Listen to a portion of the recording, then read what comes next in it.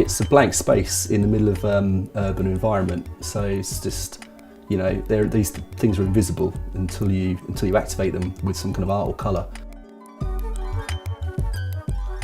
So they get called everything from media cabinets to telecommunication cabinets. Some people call them gas cabinets, which I think is quite good.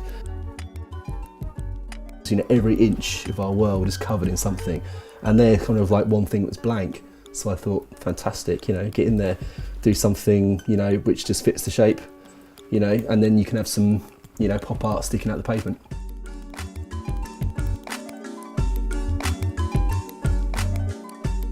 So I made up this massive cassette. I thought, yeah, it's the right shape, you know, it's a good shape, it's a retro shape.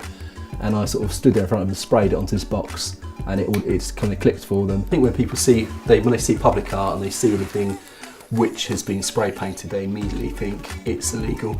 So I think it's great sort of reflection on Brighton as a city, that it is legal, that you can actually go out and use art space.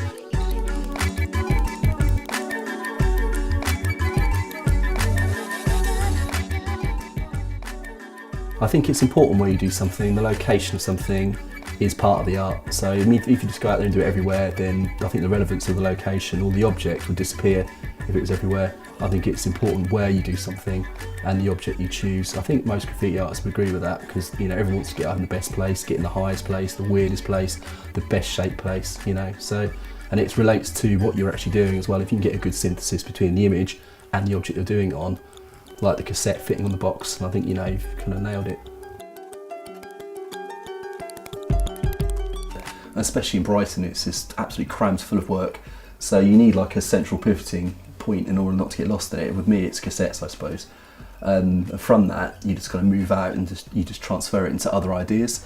I think it's because it's an intimate object, it's a universal shape, everyone recognises it, everyone's handled it, everyone's recorded on it, you know. So I think it's just, I've hit on something people identify with completely unintentionally. It's just some of my love for retro contrast pop art, really. Art in isolation for one person doesn't really go very far. It's only when you share it and open it up as a toolkit that it really starts to function and work. So I translate my vision into art, and what I want from art and what I want people to see in art, what vision I want to give to them. You know, my vision is to get art out there on the streets everywhere and give people that vision.